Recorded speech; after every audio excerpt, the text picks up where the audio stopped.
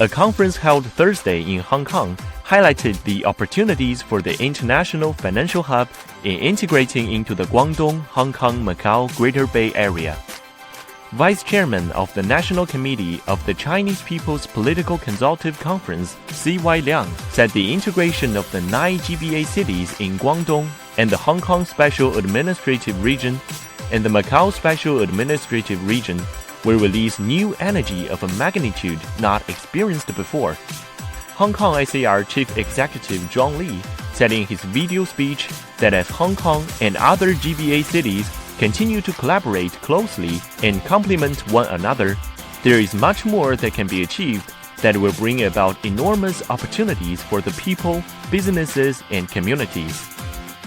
As one of the core cities of the Greater Bay Area, Hong Kong will leverage our highly market-oriented and internationalized business environment, our well-developed professional service sectors, as well as our status as an international financial, trade, and shipping center to join hands with the other Greater Bay Area cities in developing a world-class city cluster for living, traveling, and working.